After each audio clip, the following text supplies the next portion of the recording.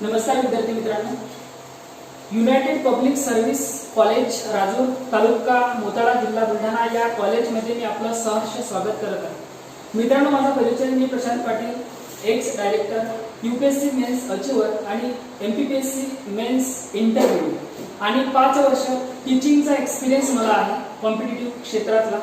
विद्यार्थी मित्रांनो, आपल्याला यामध्ये चर्चा करायची आहे आपला बीए सिव्हिल सर्व्हिस जे डिग्री आहे त्या डिग्रीचा पहिल्या वर्षाचा आणि पहिलं सेमिस्टरचा सिलेबस हा आपल्याला अगोदर डिस्कस करायचा आहे।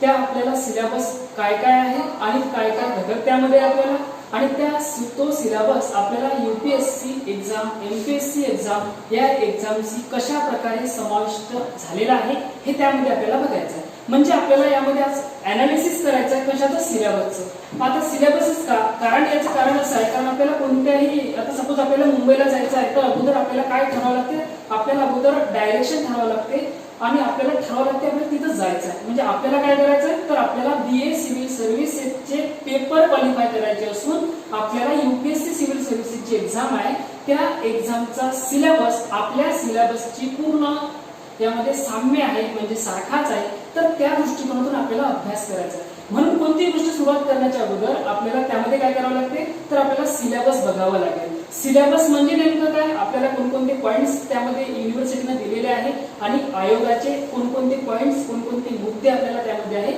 त्याचं डिटेलमध्ये अनालिसिस आपण करू। आता माझ्याकडे जनरल स्टडीज 1 तुमचा म्हणजे त्यामध्ये इंडियन जिओग्राफी, वर्ल्ड जिओग्राफी आणि त्यामध्ये हेरिटेज, हिस्ट्री, कल्चर आणि सोसायटी हे जे कन्सेप्ट आहे म्हणजे हा जनरल स्टडीज सब्जेक्ट 1 हा माझ्याकडे आहे। म्हणजे सामान्य अध्ययन त्याला म्हणतात। आता जनरल स्टडीज म्हणजे काय तुम्हाला कळलं पाहिजे की जनरल म्हणजे सामान्य आणि स्टडीज म्हणजे अध्ययन। म्हणजे जनरल स्टडीज म्हणजे आपल्याला काय करायचं आहे, सामान्य अध्ययन करायचं आहे की जो आयोगानं किंवा आपल्या युनिव्हर्सिटीनं जो सिलेबस आपल्याला दिलेला आहे त्या सिलेबसनुसार आपल्याला ॲनालिसिस करून आपल्याला काय करायचं आहे तर आपल्याला तो तोंडपाठ करून घ्यायचा आहे। कारण आपल्याला आपल्या भविष्यामध्ये कॉम्पिटिटिव्ह एक्झाम झाल्या आणि आपल्याला युनिव्हर्सिटीची एक्झाम क्वालिफाय करायची तर आहेच, पण त्यासाठी आपल्याला सिलेबस हा माहिती असणं आवश्यक आहे। पण त्याचं आता विश्लेषण आपल्याला करायचं आहे म्हणजे ॲनालिसिस करायचं आहे। ठीक आहे, मी तुम्हाला सांगितलं की आपल्याला भारताचा भूगोल, जगाचा भूगोल, त्यामध्ये इतिहास आहे, संस्कृती आहे आणि सोसायटी म्हणजे समाज आहे। तर हा पहिला जनरल स्टडीज म्हणजे सामान्य अध्ययन। आपल्याला सामान्य अध्ययन करायचं आहे, आपल्याला शिकायचं आहे त्यामध्ये, तर म्हणून त्याला जीएस म्हणतात म्हणजे जनरल स्टडीज पेपर 1। आपल्याला यामध्ये कोणत्याही आपल्याला विशेषता प्राप्त करायची नाही, म्हणजे आपल्याला जे पीएचडी लेवलला जे अभ्यास लागतो तो अभ्यास आपल्याला यामध्ये करायचा नसून आपल्याला यामध्ये जे काही सिलेबस आयोगाने दिलेला आहे, जो काही सिलेबस आपल्याला युनिव्हर्सिटीचा दिलेला आहे त्यानुसार आपल्याला अभ्यास करायचा आहे। तर यामध्ये बघा आता सिलेबस पहिलं जीएस 1 पेपर मी लिहितो त्यामध्ये जनरल स्टडीज।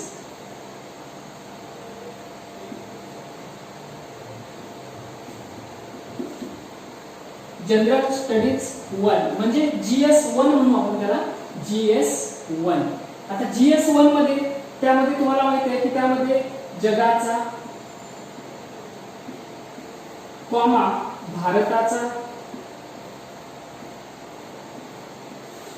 कॉमा त्यामध्ये समोर घेऊ आपण भूगोल, भूगोल आणि याच मध्ये आपल्याला समाज म्हणजेच सोसायटी आणि याच मध्ये दुसरा पॉइंट त्यामध्ये आहे संस्कृती म्हणजे आपली संस्कृती काय आहे, कल्चर कशाला म्हणतात, हा सुद्धा सिलेबस आपल्याला यामध्ये आहे। आणि भारताचा इतिहास, भारताचा इतिहास हे पॉइंट जरी मागे पुढे झाले तरी यामध्ये कोणताही टेन्शन घेऊ नका, कारण यामध्ये असं पॉइंट आपल्याला जे दिलेला आहे सिलेबस ते ॲनालिसिस आपल्याला करायचं आहे। पॉइंट मागे पुढे झाले असेल तर काही प्रॉब्लेम नाही। आणि हे जे मी लेक्चर इथं घेत आहे तर तुमच्याकडे सिलेबसची प्रिंट असणं आवश्यक आहे। म्हणजे मी जे इथं टीचिंग करतो ते सिलेबस मी काय सांगत आहे, कशा प्रकारे ॲनालिसिस करत आहे, त्याचं विश्लेषण कसं करत आहे, त्यावरती तुम्हाला जी युनिव्हर्सिटी आहे आपली प्रश्न कशा प्रकारे विचारते तर ते तुम्हाला लक्षात घेऊन कॉन्सन्ट्रेशन इथं तुम्हाला लक्षात घ्यायचं। आता बघा संस्कृतीनंतर भारताचा इतिहास, भारताचा इतिहास। ठीक आहे, तर अशा प्रकारे आपला सिलेबस आहे जनरल स्टडीज 1 लिहिलेला आहे की जीएस 1 हा पेपर आहे। तुम्हाला माहिती असेल की 60 मार्क्स साठी तुमची थिअरी असते, 60 मार्क्स 60 मार्क्ससाठी काय राहते, थेअरी राहते आणि 40 मार्क्ससाठी तुमचं इंटरनल असिस्ट, त्याला इंटरनल प्रॅक्टिकल म्हणू आपण त्याला. तर ते 40 मार्क्ससाठी आपल्याला राहते प्रॅक्टिकल किंवा असाइनमेंट तुमचं त्यामध्ये राहते. तर असं 100 मार्कचा आपला पेपर राहतो. आणि आपल्या पेपरचं पॅटर्न कसं राहते, तर आपला पेपर हा लेखी राहतो. आता उदाहरण तुम्हाला सांगतो की त्यामध्ये सपोज आपला भूगोल आहे, भूगोलाविषयी प्रश्न मी तुम्हाला सांगतो की यामध्ये कशा प्रकारे प्रश्न तयार होतील आणि प्रश्न आपल्याला विचारला जातो. तर यामध्ये बघा, यामध्ये प्रश्न तुम्हाला असा विचारला जाईल. आता जस्ट पावसाळा चालू आहे म्हणून मी तुम्हाला जस्ट करंटचंच एक्झाम्पल देतो की मान्सूनची निर्मिती कशी होते आणि महाराष्ट्रातील, भारतातील आणि जगातील पावसाचं वितरण हे कशा प्रकारे होते हे स्पष्ट करा 150 शब्दामध्ये.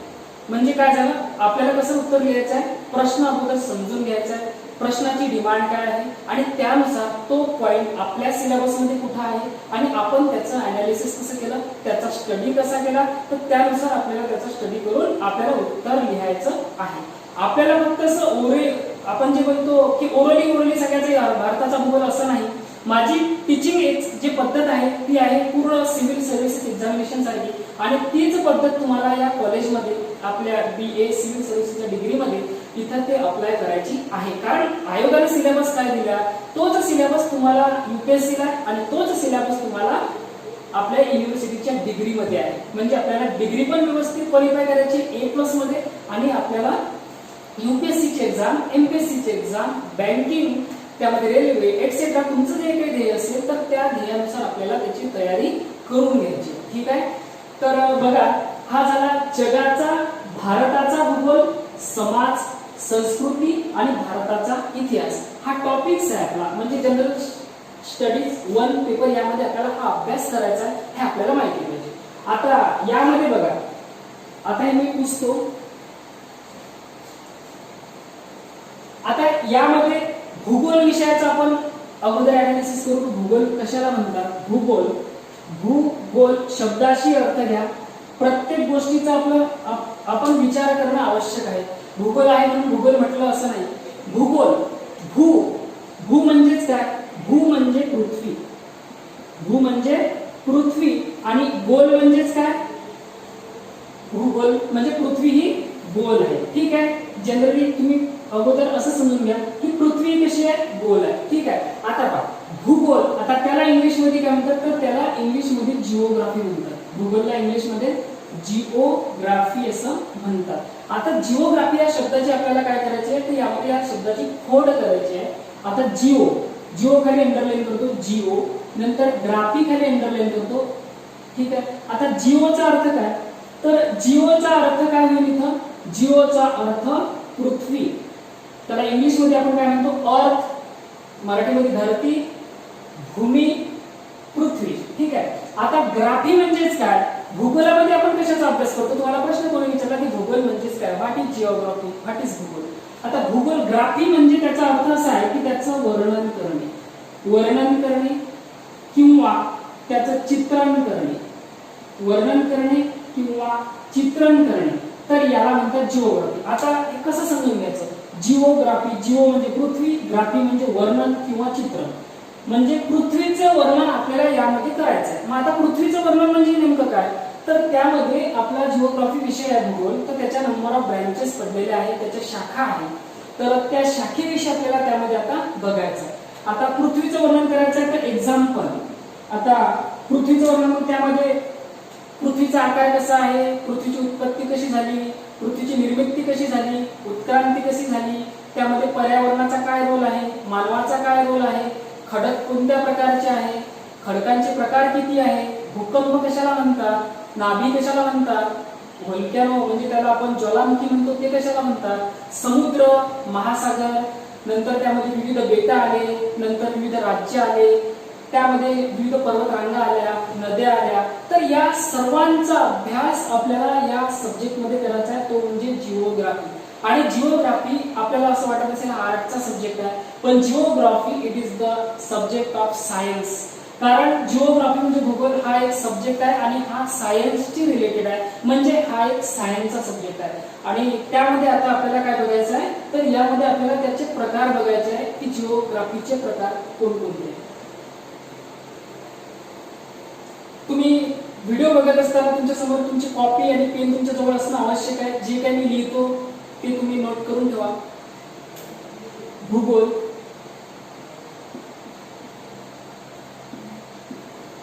भूगोलचे प्रकार आपल्याला बघायचे आहे. त्यामध्ये पहिला आहे मानवी भूगोल. मानवी भूगोल. आणि दुसरा त्यामध्ये येतो त्याला म्हणतात भौतिक भूगोल. दुसरा प्रकार आहे त्याच्यातला त्याला म्हणतात भौतिक भूगोल. आता बघा शब्दाची अर्थ. भूगोल बघितलं, भूगोलचे डेफिनेशन माहित आहे. मानवी भूगोल कशाला म्हणतात? मानवी भूगोल म्हणजे मानवाशी संबंधित भूगोल. म्हणजे त्यामध्ये मानवाचा पर्यावरणाशी, पर्यावरणाचा भूगोलाशी म्हणजे आपल्या पृथ्वीशी, आपल्या ज्या काही जलावरण आहे, शिलावरण आहे, वातावरण आहे, ज्या काही घटना घडतात त्याच्याशी संबंध येतो. तर त्याचा अभ्यास आपल्याला म्हणजे मानवाचा अभ्यास, समाजाचा अभ्यास ह्या भूगोल या शाखेमध्ये करायचा आहे. म्हणून आपण त्याला काय म्हणतो? मानवी भूगोल. आता बघा दुसरा आहे भौतिक भूगोल. आता भौतिक भूगोल म्हणजे काय? त्याला म्हणतात फिजिकल जिओग्राफी. फिजिकल जिओग्राफी म्हणजे काय? तर त्यामध्ये आपल्याला कशाचा अभ्यास करायचा आहे? भौतिक क्रिया. म्हणजे त्यामध्ये सुनामी झाल्या, त्यामध्ये निसर्ग चक्रीवादळ, जस्ट आता करंटचा प्रश्न आहे. निसर्ग चक्रीवादळ गुजरात आणि महाराष्ट्राच्या सीमेवरती सर्वात जास्त त्याचा प्रभाव आलेला आहे. ते अरबी समुद्रामध्ये निर्माण झालं होतं. हे भूकंप, नद्या, पर्वत, त्यामध्ये विविध दऱ्या, नंतर त्यामध्ये विविध राज्य, याचा सर्वांचा अभ्यास आपल्याला कशामध्ये करायचा आहे? तर ते भौतिक भूगोलामध्ये आपल्याला त्याचा अभ्यास करायचा आहे. हे तुम्हाला समजलं असेल. एक्झाम्पल इथे देतो भौतिक भूगोल. यामध्ये नद्या हे समजण्यासाठी आहे की आपल्याला अभ्यास भौतिक भूगोलामध्ये कशाचा करायचा. नद्या झालं, पर्वत, नंतर त्यामध्ये आपण डोंगर रांगा, यामध्ये फरक आहे. पर्वत आणि डोंगर रांगा यामध्ये फरक राहतो. डोंगर रांगा, नंतर त्यामध्ये पठार, मैदान, पठार झालं, मैदान झालं, एक्सेट्रा. याच्यावर तुम्हाला समजलं असेल की आपल्याला याच्यामध्ये याचा अभ्यास करायचा. आता मानवी भूगोल यामध्ये काय? यामध्ये स्थलांतर म्हणजे मानव स्थलांतर का करतो? समजा एखादा ग्रामीण भाग आहे, ग्रामीण भागातून एखाद्या खेड्यातून तो शहराकडे जातो. कशासाठी जातो? तर व्यवसाय करण्यासाठी जातो, रोजगारासाठी जातो. तर हा स्थलांतरणाचा मानवाशी संबंध हा आपल्याला मानवी भूगोलामध्ये याचा अभ्यास करायचा आहे. तर त्यामध्ये डिटेल आपण ते जेव्हा लेक्चर आपले होते त्यामध्ये डिटेल आपण बघू. फक्त इथपर्यंत तुम्ही एवढं समजून घ्या. आणि यामध्ये आपल्याला भूगोलामध्ये विविध शाखा आहेत. त्याच्यातल्या शाखा मी तुम्हाला सांगतो. तर आपल्याला सिलेबसला आहे तर त्यामध्ये पहिली शाखा आहे हवामानशास्त्र. हवामानशास्त्र. हवामानशास्त्र म्हणजेच काय? हवामानशास्त्र यामध्ये आपल्याला कशाचा अभ्यास करायचा आहे? यामध्ये आपल्याला हवामानाचा अभ्यास करायचा आहे. म्हणजे हवामान म्हणजेच काय? म्हणजे त्यामध्ये पाऊस कसा पडतो, पाऊस पर्जन्य कसं निर्माण होते, मान्सूनची निर्मिती कशी होते, टेम्परेचर कुठं सर्वात जास्त आहे, उष्ण कटिबंधीय पट्टा कुठं आहे, उपोष्ण कटिबंधीय पट्टा कुठं आहे, वाऱ्यांची दिशा कशी असते, कुठं कोणते वारे निर्माण होतात. तर या सर्वांचा अभ्यास आपल्याला ज्या काही संकल्पना आपल्या हवामानाशी संबंधित आहे तर त्याचा अभ्यास आपल्याला हवामानशास्त्र म्हणजे याला इंग्लिशमध्ये म्हणतात क्लायमॅटॉलॉजी. इंग्लिशमध्ये याला म्हणू आपण क्लायमॅटॉलॉजी. यामध्ये आपल्याला त्याचा अभ्यास करायचा आहे. ठीक आहे. दुसरी शाखा त्यामध्ये आहे हवामानशास्त्र झाल्यानंतर तर त्यामध्ये सागरशास्त्र किंवा मग समुद्रशास्त्र म्हणू आपण त्याला. समुद्रशास्त्र पण त्याला आपण म्हणू शकतो. आणि इंग्लिशमध्ये समुद्रशास्त्राला म्हणतात ओशिनिओग्राफी. इंग्लिशमध्ये त्याला म्हणू आपण ओशिनिओग्राफी. ओशिनिओग्राफी म्हणजे यामध्ये आपल्याला कशाचा अभ्यास करायचा आहे? तर यामध्ये आपल्याला समुद्राशी रिलेटेड जे काही संसाधन आहे म्हणजे मासेमारी झालं, त्यामधून मिळणारं उत्पादन झालं, नंतर ज्या काही लाटा निर्माण होतात त्यापासून विद्युत निर्मिती होते, जलविद्युत निर्मिती केली जाते. नंतर जे काही आपला आंतरराष्ट्रीय व्यवहार आहे, राष्ट्रीय व्यवहार आहे, समुद्राच्या मार्गाने तो जहाजाच्या मार्फत आपला एक्सपोर्ट इम्पोर्ट केला जाते. समुद्राविषयी जे काही आपल्याला संसाधन असतात त्याचा वापर करून अर्थव्यवस्थेमध्ये आपण ते वापरतो. त्या सर्वांचा अभ्यास आपल्याला कशात करायचा आहे? तर तो समुद्रशास्त्रामध्ये करायचा आहे. म्हणजेच समुद्र विषयी ज्या संकल्पना आहे त्याचा अभ्यास आपल्याला या सब्जेक्टमध्ये आपल्याला करायचा आहे. आता तिसरी शाखा त्यामध्ये आपण म्हणू की ऍग्रिकल्चर आहे. ऍग्रिकल्चर माहिती आहे कारण आपण सर्व शेतकरीच आहे.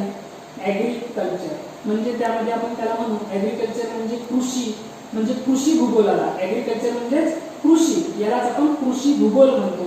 म्हणजे कृषी म्हणजेच काय, म्हणजे कृषी म्हणजे याच्यामध्ये काय येईल, कोणत्या म्हणजे आता भारत घेऊ आपण, भारतामध्ये कोणती मृदा कुठे आढळते, लाल मृदा कुठे आढळते, काळी मृदा कुठे आढळते, रेगूर मृदा कशाला म्हणतात, त्यामध्ये कोणकोणते घटक असतात, ते कोणत्या राज्यात विभागलेले आहेत, त्याचं प्रमाण किती आहे आणि सर्वात जास्त कोणत्या राज्यात कोणती मृदा आहे. तर याचा विषय, कोणत्या मृदेमध्ये कोणतं पीक सर्वात जास्त होते, कोणत्या राज्यात कोणतं पिकाचं उत्पादन केलं जाते, या सर्वांचा स्टडी डीप मध्ये आपल्याला ऍग्रिकल्चर म्हणजे कृषी यामध्ये आपल्याला करायचं आहे. त्यामध्ये नंतर कृषी उत्पादन वाढवण्यासाठी स्प्रिंकलर पद्धत म्हणजे त्याला सिंचाई पद्धत आपण म्हणतो, नंतर ठिबक सिंचन त्यामध्ये आहे, नंतर जे जमिनीच्या द्वारे पाणी म्हणजे जे आपली भूतल आहे त्याद्वारे पाणी दिल्या जाते विहिरीच्या द्वारे ते, नंतर अशा प्रकारे आपल्याला त्या ट्यूबवेल राहतात त्याद्वारे आपण उत्पादन घेतो, कोणतं पीक पेरतो, सर्वात जास्त उत्पादन कशाचं होते, अशा प्रकारे आणि त्या उत्पादनाचं वितरण राज्यानुसार भारतात कसं आहे याचं सर्वांचं आपल्याला यामध्ये काय करायचं आहे, यामध्ये अभ्यास करायचा आहे कृषी या क्षेत्रामध्ये. आता बघा, आता हे कन्सेप्ट तुम्हाला समजलं.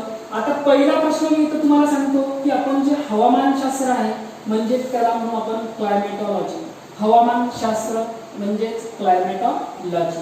आता क्लायमेटॉलॉजी वरती आपली युनिव्हर्सिटी तुम्हाला प्रश्न कसा विचारेल, कारण आपल्याला ही माहिती पाहिजे, फक्त आपण शिकत आहे असं नाही. प्रश्न कसा विचारला जातो, प्रश्न तिथं कसा तयार होईल आणि आपण उत्तर कसं लिहायचं हे पण मी तुम्हाला ते सांगतो. त्यामध्ये तिथं लक्ष द्या.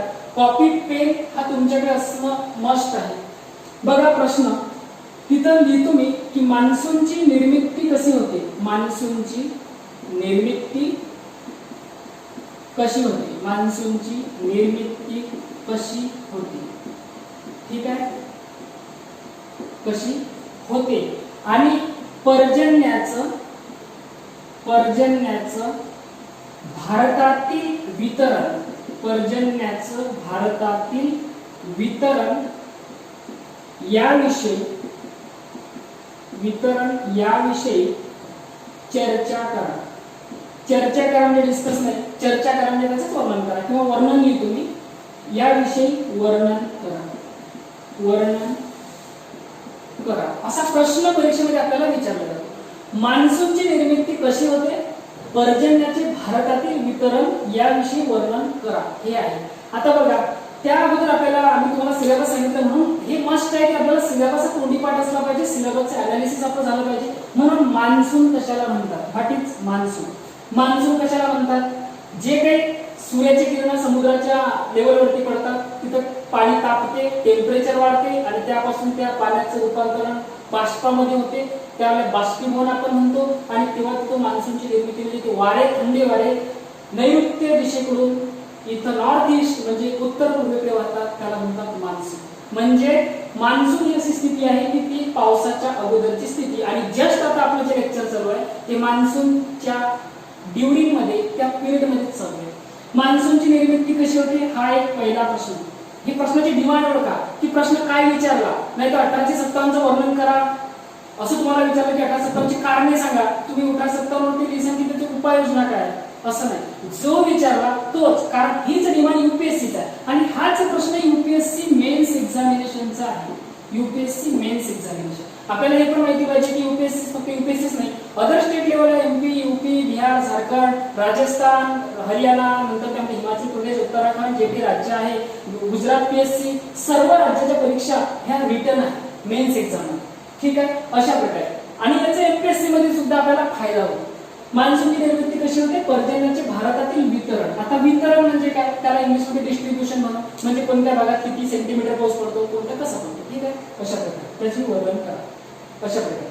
तर या मित्रांनो यामध्ये बघणार आपण मित्रांनो ह्याच प्रश्न रिलेटेड घेऊन मी तुम्हाला मान्सून म्हणजे पावसाची निर्मिती कशी होते, हाऊ टू फॉल रेन, पाऊस कसा पडतो याविषयी आपण चर्चा करू. कारण पहिलंच लेक्चर आपलं आणि क्लायमेटॉलॉजी हवामानशास्त्र आपण घेतलेला आहे आणि आपला विषय सुद्धा तोच चालू आहे, ठीक आहे. तर बघा, तर सुरुवात करण्याच्या अगोदर आपण बघू how to fall rain. How to fall rain म्हणजेच काय, पाऊस कसा पडतो, ठीक आहे. पाऊस कसा पडतो म्हणजे कसा पडतो म्हणजे तो निर्माण कसा होतो, त्याची प्रोसेस काय ते डिटेल मध्ये तुम्हाला अनालिसिस करतो, ठीक आहे. पाऊस कसा पडतो। आता बघा, आता आपण काय म्हणतो पर्जन्य, तुम्ही नेहमी बातम्या ऐकता त्यामध्ये तर पर्जन्याचे प्रमाण एवढं सेंटीमीटर आहे, महाराष्ट्रामध्ये एवढं सेंटीमीटर पाऊस पडला। तर पर्जन्य नेमका काय, पर्जन्य कशाला म्हणतात?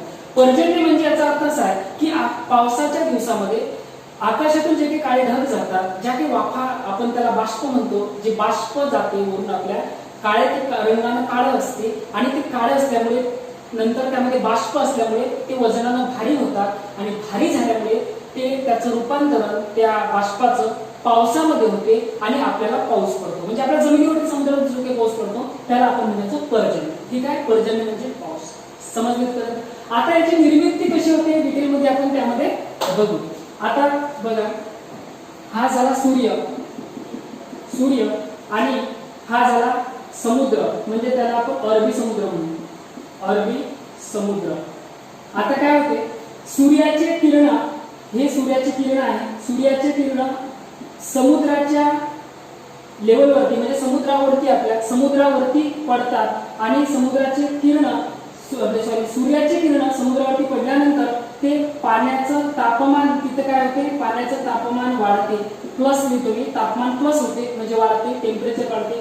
टेम्परेचर वाढल्यामुळे काय होते, जे पाणी आहे समुद्राचं त्या पाण्याचं काय होते, त्या पाण्याचं रूपांतरण वाफेमध्ये होते। पाण्याचं रूपांतरण कशामध्ये होते, वाफेमध्ये होते। इथे लिहितो मी पाणी आणि पाणी म्हणून इथं बाण दाखवला म्हणजे पाण्याचं रूपांतरण वाफेमध्ये होते आणि पाण्याचं रूपांतरण वाफेमध्ये होणाऱ्या क्रियेस आपण काय म्हणतो, तर याला आपण म्हणतो बाष्पीभवन। याला काय म्हणायचं, बाष्पीभवन। ठीक आहे, पाठ करायचं कारण नाही, फक्त संकल्पना समजून घ्यायची आपल्याला की बाष्पीभवन म्हणजे नेमकं काय। पाणी तापते, पाण्यापासून वाफ निर्माण होते आणि ती वाफ म्हणजे ते बाष्प, त्यालाच आपण काय म्हणतो बाष्पीभवन।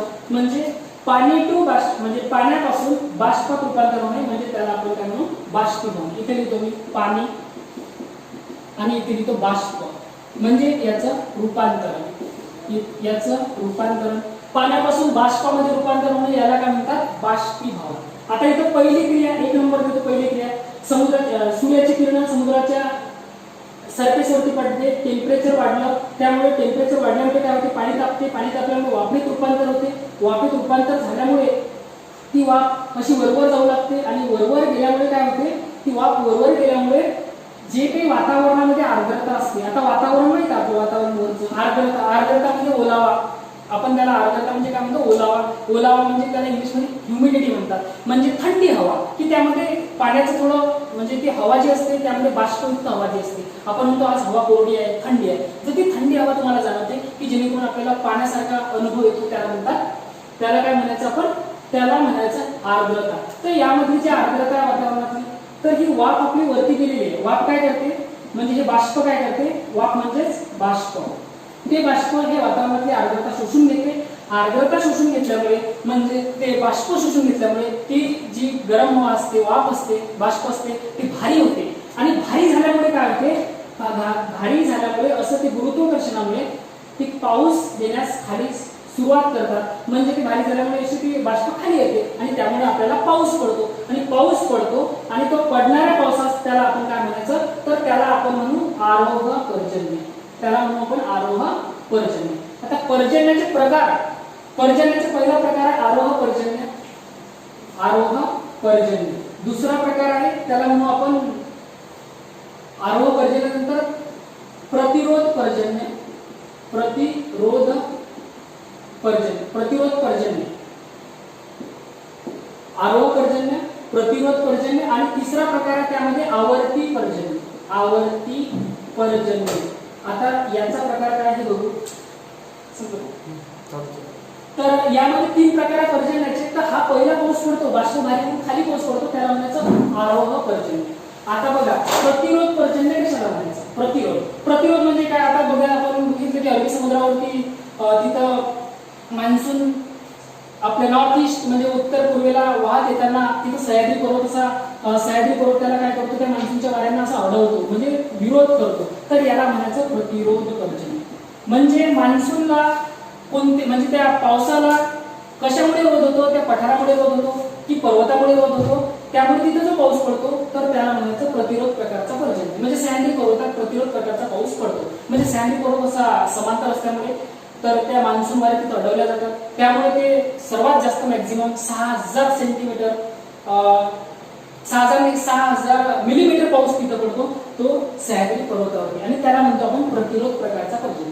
तिसरा प्रकार आहे आवर्ती पर्जन्य. आता तुम्ही बघितलं असेल निसर्ग जस्ट आलं होतं तुफान, म्हणजे चक्रीवादळ म्हणतात त्याला. तर असे भारतामध्ये आपल्या जगामध्ये विविध ठिकाणी चक्रीवादळ निर्माण होतात, आणि चक्रीवादळ निर्माण झाले की त्यापासून जो काही आपल्याला पाऊस पडतो तर त्या पावसाला आपण म्हणायचं आवर्ती पर्जन्य.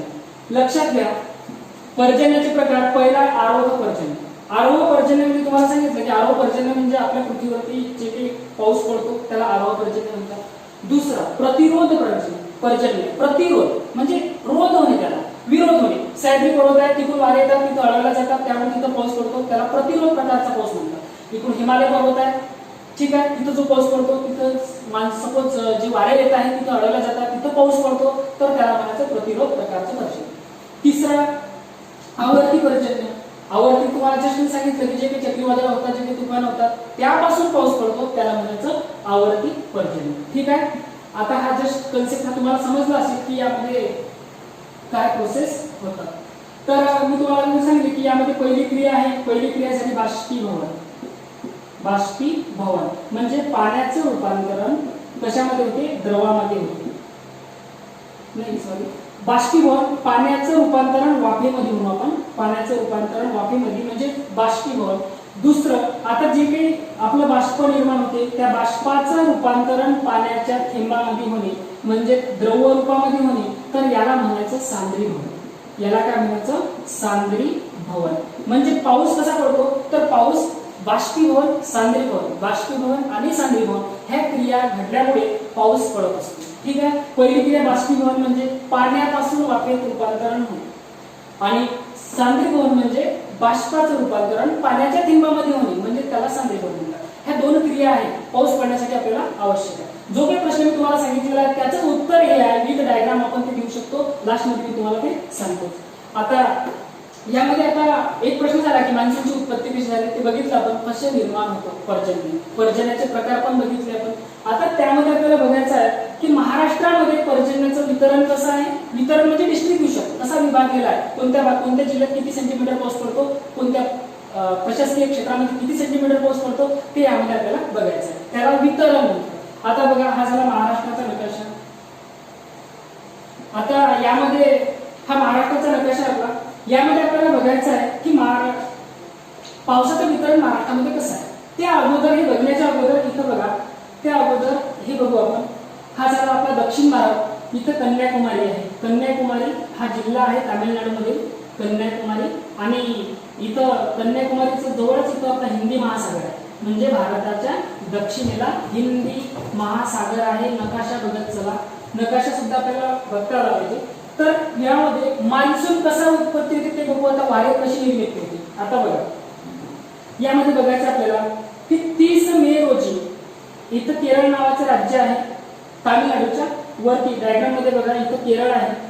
केरळ नावाच्या राज्यामध्ये केरळच्या दक्षिणेला 30 मे रोजी मान्सून येतो. 30 मे रोजी येतात केरळच्या किनारपट्टीवरती. आणि केरळची जी किनारपट्टी आहे त्याला काय म्हणतात, मालाबार किनारपट्टी. त्याचं नाव आहे की मालाबार किनारपट्टी. मालाबार किनारपट्टी. ठीक आहे. तर इथं 30 मेला मान्सून येतो, आणि तो 30 मेला आल्यानंतर समोर पेंटाडे सिस्टम. पेंटाडे सिस्टम म्हणजे 5 दिवसानंतर 1, 2, 3, 4 आणि 5 पेंटाडे सिस्टम. 30 मे ते 1 जून किती दिवस झाले, 5 दिवस झाले. 30 मे ते 1 जून की 5 जून, 5 जून. 30 मे ते 5 जून इथं किती दिवस, 5. तर 5 जूनला पाऊस हा इथं महाराष्ट्र आहे. महाराष्ट्रामध्ये कोकण भागातील सिंधुदुर्ग जिल्ह्याच्या दक्षिणेला, महाराष्ट्रामधील सिंधुदुर्ग जिल्ह्याच्या दक्षिणेला तिथं 5 जूनला मान्सून वारे धडकतात. नंतर लगेच 2 दिवसानंतर म्हणजे 7 जूनला अख्ख्या महाराष्ट्रामध्ये म्हणा किंवा संपूर्ण भारतामध्ये नॉर्थ ईस्ट मध्ये, म्हणजे याला उत्तर आणि हा झाला पूर्व, उत्तर पूर्व या भागामध्ये पाऊस येण्यास सुरुवात करतात. समजलं. कन्याकुमारी जिल्हा आहे तामिळनाडू. इथं 30 मे रोजी केरळच्या किनारपट्टीवर मान्सून येतात. नंतर पेंटाडे सिस्टमनं 5 दिवसानंतर परत 5 जूनला ते हा महाराष्ट्र आहे, या महाराष्ट्रामध्ये हा कोकण भाग आहे आपला, या कोकणामध्ये सिंधुदुर्ग जिल्हा आहे, त्या जिल्ह्याच्या दक्षिणेला तिथं 5 जूनला मान्सून येतात आणि लगेच 2 दिवसानंतर 7 जूनला आपण म्हणतो की मान्सून वारे आले आपल्या विदर्भामध्ये इकडे सर्व, तर प्रत्येक ठिकाणी ते पाऊस देण्यास सुरुवात करतात. हे सिस्टम इथे समजून घ्या. आता तुम्हाला हे समजलं. यामध्ये बघा, आता यामध्ये बघायचं आहे की महाराष्ट्राचं पर्जन्याचं वितरण कसं होते. ते बघा, यामध्ये आपल्याला बघायचं आहे की प्राकृतिक विभाग, हे पुसतो मी. प्राकृतिक, आता महाराष्ट्रात त्याचे 3 प्राकृतिक विभाग पडतात. किती? 3 प्राकृतिक विभाग. किती पडतात महाराष्ट्राचे? तर महाराष्ट्राचे प्राकृतिक विभाग आहे 3. तर 3 कसे प्राकृतिक विभाग? आता बघा, त्यामध्ये हा झाला सह्याद्री पर्वत, ही डायग्राम जी काढली, हा झाला सह्याद्री पर्वत. इथे लिहितो मी सह्याद्री पर्वत. नंतर इथं 1 नंबरला इथे याला 1 नंबर देतो, हे झाला कोकण, हा कोकण प्राकृतिक विभाग. नंतर तिसरा यामध्ये हा झाला महाराष्ट्र पठार, याला म्हणतात महाराष्ट्र पठार. आता बघा, प्राकृतिक म्हणजे काय? प्राकृतिक शब्दाशी अर्थ प्राकृतिक म्हणजे नैसर्गिक विभाग, की ते मानवाने बनवलेले नाही, पण त्या प्राकृतिक विभागानुसार मानवाने त्याच्या सीमा बनवलेल्या आहेत, त्याला म्हणायचं प्राकृतिक विभाग. आता प्राकृतिक, पहिला प्राकृतिक विभाग आहे, त्याचं नाव आहे कोकण प्राकृतिक विभाग, नंबर 1 गेला मी. दुसरा प्राकृतिक विभाग कोकणाच्या आपण पूर्वेला आलो, हा सह्याद्री पर्वत आहे, तुम्ही बघितलेला असेल, तर याला मी 2 नंबर देतो आणि याला आपण नाव देऊ सह्याद्री पर्वत, स्वतः प्राकृतिक विभाग आहे. नंतर तिसरा महाराष्ट्र पठार आहे, 3 नंबरला, याला मी महाराष्ट्र पठार नाव देतो. तर याला आपण काय म्हणायचं? तिसरा प्राकृतिक विभाग. म्हणजे महाराष्ट्रामध्ये प्रश्न आला तुम्हाला एका वाक्यामध्ये की महाराष्ट्रामध्ये प्राकृतिक विभाग किती? महाराष्ट्रामध्ये प्राकृतिक विभाग 3 आहे. पहिला कोकण प्राकृतिक विभाग, दुसरा सह्याद्री प्राकृतिक विभाग आणि तिसरा त्यामध्ये ते महाराष्ट्र पठार. समजलं पर्यंत? तर आता यामध्ये आपल्याला काय करायचं आहे? तर यामध्ये आपल्याला पावसाचं वितरण बघायचं आहे. पावसाचं वितरण म्हणजे पाऊस कोणत्या भागामध्ये किती सेंटीमीटर पडतो, किती मिलीमीटर मध्ये पडतो, ते आपल्याला बघायचं आहे. पावसाचे वितरण, रेन डिस्ट्रीब्युशन, ते यामध्ये आपल्याला बघायचं. आता ते बघण्याच्या अगोदर काही छोटी संकल्पना ते समजून घ्या की त्यामध्ये बघू आपण की 1 सेंटीमीटर म्हणजे 10 मिलीमीटर. 1 सेंटीमीटरचा काय होतो? 10 मिलीमीटर होतो. म्हणजे सेंटीमीटर युनिट मोठा आहे, 10 मिलीमीटर छोटा आहे. नंतर यामध्ये 10 सेंटीमीटर पाऊस म्हणजेच 100 मिलीमीटर पाऊस आणि 100 सेंटीमीटर पाऊस म्हणजेच 1000 मिलीमीटर पाऊस. नंतर 1000 सेंटीमीटर पाऊस म्हणजे इथं म्हणू आपण की 10,000 मिलीमीटर पाऊस. हे पावसाचे काय आहे? युनिट आहे. पावसाची युनिट म्हणजे पाऊस आपण मापतो तो सेंटीमीटर मध्ये. स्केल बघितली 12 सेंटीमीटरची. आता एखादा आपण बघतो जनरली की एखादा ग्राउंड आहे, ग्राउंडवरती पाणी किती साचलेलं आहे, स्केल आपण काय करतो, ही 12 सेंटीमीटरची सपोज आपण अशी आळवी धरतो. 5 सेंटीमीटर येत असेल तर 5 सेंटीमीटर मध्ये 5 सेंटीमीटर पाऊस झाला, 7 असेल 7, अशा प्रकारे ते मेजरमेंट केलं जातं. ठीक आहे, त्याच्या विविध पद्धती आहे, पण ही पद्धती सोपी आहे, समजून घ्या. तर हे झालं. आता हे का लिहिलं? कारण हे समजल्याशिवाय तुम्हाला समजणार नाही की आपल्या महाराष्ट्रामध्ये विविध प्रशासकीय विभागामध्ये विविध भागामध्ये कशा प्रकारे पाऊस पडतो ते त्यामध्ये बघायचं. आता यामध्ये बघा, हे जस्ट मी पुसतो कारण क्लीन केल्यानंतर तुम्हाला व्यवस्थित ते दिसेल. आता प्रशासकीय विभाग लक्षात ठेवा, पहिला कोकण आहे, दुसरा सह्याद्री आणि तिसरा महाराष्ट्र पठार. आता त्यामध्ये आपल्याला बघायचं की पाऊस सर्वात जास्त कुठे पडतो, कसा पडतो. आता बघा, हा झाला समुद्र. समुद्रात सूर्याची किरण पडतात, तुम्हाला ते माहिती आहे. तिथून जसे किरण पडतात तर ते मान्सून वारे इथे येऊन धडकतात. कुठं? कोकण किनारपट्टीला येऊन धडकतात आणि तिथं आल्यानंतर, कोकण किनारपट्टीला आल्यानंतर तिथं ते 300 सेंटीमीटर पाऊस देतात. किती? 300 सेंटीमीटर म्हणजे सरासरी आपण त्याला म्हणू की 3000 मिलीमीटर पाऊस हा कोकण प्रशासकीय विभागामध्ये पडतो. मग आपल्याला प्रश्न विचारतात की कोकण प्रशासकीय विभागामध्ये पाऊस किती पडतो? 300 सेंटीमीटर म्हणजे त्याचं कन्वर्ट करू आपण 3000 millimetre according to this concept.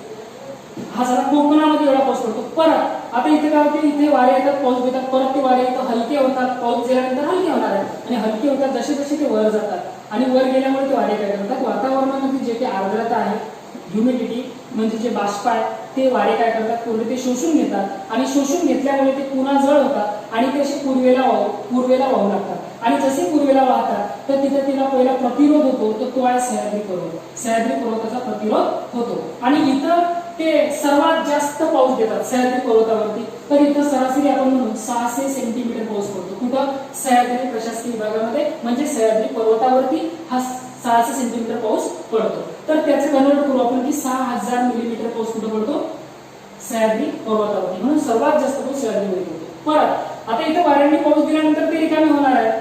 ठीक आहे, त्यांच्याकडे जे बाष्प आहे त्यांनी म्हणजे ते पडलं पावसाच्या रूपामध्ये. नंतर ते काय होतात ते वारे हलके होतात, पुन्हा ते वर जातात. पुन्हा वर गेल्यामुळे वातावरणात जे काही आर्द्रता आहे त्या आर्द्रता ते काय करतात शोषून घेतात आणि ते भारी होतात. पुन्हा ते असे इकडे वाहू लागतात, पुढे पूर्वेकडे वाहू लागतात म्हणजे पूर्व विदर्भाकडे ते वाहू लागतात. आणि ते पूर्व विदर्भाकडे वाहत असताना आता बघा पूर्व विदर्भाकडे वाहत असताना या महाराष्ट्रामध्ये हा झाला मराठवाडा विभाग आहे. मराठवाडा काय आहे प्रशासकीय विभाग आहे. मराठवाडा प्रशासकीय विभाग आहे आणि या मराठवाडा प्रशासकीय विभागामध्ये इथं 60 ते 80 म्हणू आपण 80 ते 100 सेंटीमीटर पाऊस इथं पडतो. आणि म्हणून म्हणतो आपण मराठवाड्यामध्ये की दुष्काळग्रस्त परिस्थिती आहे, कारण पावसाचं प्रमाण कमी. कारण सर्वात जास्त पाऊस या सह्याद्रीवर जर दिले त्यांनी तर ते वारे काय होतात हलके होतात, वातावरणात ते आर्द्रता असतात. पण तिथे काय असतात नंतर हा झाला मराठवाडा आणि हा झाला आपला विदर्भात किती जिल्हे आहेत विदर्भात 11 जिल्हे आहेत. विदर्भामध्ये हे वारे येत असताना इथं पाऊस देतात आणि ते देतात सरासरी 200 सेंटीमीटर म्हणजे सरासरी त्याला म्हणून आपण 2000 मिलीमीटर पाऊस आपल्या विदर्भामध्ये पडतो. आता बघा तुम्हाला जे काही मी अगोदरची डायग्राम दाखवली होती दक्षिण भारताची इथं कन्याकुमारी म्हटलं होतं त्यामध्ये की कोकण किनारपट्टीवरती 300 सेंटीमीटर पाऊस पडतो. सह्याद्री पर्वतावरती आपला सर्वात जास्त म्हणजे 600 सेंटीमीटर पाऊस पडतो. नंतर जसे जसे वारे पूर्वेकडे येत राहतात विदर्भामध्ये तसा 200 सेंटीमीटर तिथं पाऊस पडतो. तर यामध्ये आपण निष्कर्ष असा काढू शकतो की सर्वात जास्त पाऊस सह्याद्री प्राकृतिक विभागात पडतो. नंबर 2 ला 300 सेंटीमीटर म्हणजे 2 नंबरला कोकण प्रशासकीय आपल्या कोकण प्राकृतिक विभागामध्ये पाऊस पडतो. नंतर विदर्भामध्ये 200 सेंटीमीटरला पाऊस पडतो 3 नंबरला. आणि 4 नंबरला सर्वात कमी मराठवाड्यात पाऊस पडतो. आपल्याला परीक्षेमध्ये असं डिटेलमध्ये लिहायला लागते की या प्रशासकीय विभागात किंवा या प्राकृतिक विभागात किंवा या जिल्ह्यामध्ये किंवा या राज्यामध्ये किंवा या देशामध्ये एवढा पाऊस पडतो, एवढा सेंटीमीटर पाऊस पडतो. तर ते वितरण आपल्याला ते तेव्हा कम्प्लीट आपलं आन्सर कम्प्लीट होतं. ठीक आहे, तर अशा प्रकारे हे आपण बघितलं. आता त्यामध्ये मी अगोदर तुम्हाला सांगितलं होतं की डायग्राम काढली होती. इथं हिंदी महासागर आहे. तर इथं काय होते आपल्याला पाऊस देत असताना जसे वारे नैऋत्येकडून येताना पूर्व विदर्भामध्ये पाऊस देतात तर पूर्व विदर्भामध्ये पाऊस देत असताना आपल्याला मान्सूनच्या 2 शाखेपासून आपल्याला काय मिळतो पाऊस मिळतो. आणि तो पाऊस पूर्व विदर्भामध्ये पडतो. म्हणजे मान्सूनच्या 2 शाखा पहिली आहे नैऋत्य मान्सून वारे. म्हणजे नैऋत्य दिशेकडून ते येतात. आणि दुसरी आहे त्याला म्हणू आपण आग्नेय मान्सून वारे. नैऋत्य आणि आग्नेय या दोन्ही शाखा एकत्रित येतात. म्हणजे एक्झाम्पल या दोन्ही शाखा अशा एकत्रित येऊन या पूर्व विदर्भामध्ये दोन्ही शाखा काय करतात आपल्या अशा एकत्रित येतात आणि या पूर्व विदर्भामध्ये पाऊस देतात. तर म्हणून इथं पावसाचं प्रमाण विदर्भामध्ये मराठवाड्यापेक्षा जास्त आहे. अशा प्रकारे आपल्या पावसाचं वितरण त्यामध्ये असते. आता यामध्ये प्रश्न तुम्हाला सांगितलं आपला उत्तर जे तुम्हाला प्रश्न विचारला मी त्याचं उत्तरच आपण तयार केलं की मान्सूनची निर्मिती कशी होते. आपण बघितलं की मान्सूनची निर्मिती कशा प्रकारे होते सांगितलं तुम्हाला की त्यामध्ये सूर्याची किरण समुद्रावर पडतात, टेम्परेचर पाणी तापते, पाणी तापल्यामुळे वाफेत रूपांतर होते पाण्याचं आणि पाण्याचं वाफेत रूपांतर होणे म्हणजे याला बाष्पीभवन म्हणतात. परत बाष्प निर्माण झाले ते बाष्प वरवर जाऊ लागते आणि ते वरवर गेल्यामुळे काय होते भारी होते. भारी झाल्यामुळे त्या बाष्पाचं रूपांतर पाण्यामध्ये होते आणि पुन्हा पाण्यामध्ये होणे या क्रियेला काय म्हणतात सांद्रीभवन. म्हणजे पाऊस पडण्यासाठी सांद्रीभवन बाष्पीभवन सांद्रीभवन आणि बाष्पीभवन ह्या क्रिया अल्टरनेट चालू असतात. ठीक आहे, हे इथपर्यंत तुम्हाला समजलं. नंतर आपण समोर काय बघितलं आपण समोर त्यामध्ये बघितलं महाराष्ट्राचा नकाशा मी काढला. प्राकृतिक विभाग आहे 3 आहे त्यामध्ये बघितलं पहिला कोकण प्राकृतिक विभाग, दुसरा सह्याद्री आहे, तिसरा त्यामध्ये विदर्भ आहे. तर अशा प्रकारे आपण त्यामध्ये त्याचं पावसाचं प्रमाण सुद्धा आपण बघितलं. तर पावसाचं प्रमाण सर्वात जास्त सह्याद्रीमध्ये आहे 600 सेंटीमीटर म्हणजे सरासरी 6000 मिलीमीटर. नंतर यामध्ये कोकण किनारपट्टीवर 300 सेंटीमीटर म्हणजे सरासरी 3000 मिलीमीटर पाऊस आहे. नंतर विदर्भामध्ये 200 सेंटीमीटर म्हणजे सरासरी 2000 मिलीमीटर पाऊस पडतो. मराठवाड्यामध्ये 80 ते 100 सेंटीमीटर इथं पाऊस पडतो म्हणजे सरासरी तिथं म्हणू आपण 800 ते 1000 मिलीमीटर पाऊस मराठवाड्यामध्ये पडतो. म्हणून तिथे दुष्काळग्रस्त परिस्थिती निर्माण होते. तर मित्रांनो अशा प्रकारे हे आपलं उत्तर इथं क्लिअर झालं. आणि उत्तर लिहित असताना आपण त्यामध्ये ज्या डायग्राम ज्या काढल्या ह्या तुम्ही काढल्या तरी चालेल. कारण आपल्याला फक्त उत्तर थेरॉटिकल लिहायचं नसते, आपल्याला त्यामध्ये विथ डायग्राम सुद्धा काढायचे आहे. कारण आपला भूगोल सब्जेक्ट आहे, जिओग्राफी, तर त्यामध्ये आपल्याला अभ्यास करत असताना म्हणजे डायग्राम ज्या झाला म्हणजे त्याला आपण मॅपिंग म्हणतो. आता सपोज महाराष्ट्र आहे, तर हे कुठं काय आहे, कुठं कोणता प्रशासकीय विभाग कुठं आहे, कुठं, ठीक आहे. तर ह्या असे डायग्राम आपण काढल्या पाहिजे, म्हणजे डायग्राम आपल्याला त्यामध्ये काढावं लागतात, म्हणजे आकृती म्हणून आपण त्यांना. नंतर डिकोडिंग कोडिंग मध्ये आपण ते लक्षात ठेवू शकतो, ठीक आहे. अशा प्रकारे भूगोलाचा सब्जेक्ट आपला आहे. नेक्स्ट लेक्चरमध्ये आपण समोरचा कन्सेप्ट आपण स्टेप बाय स्टेप आपलं ॲनालिसिस झाल्यानंतर सिलेबसचं त्यानंतर आपण स्टार्ट करतो. तोपर्यंत मी थांबतो. जय हिंद, जय भारत.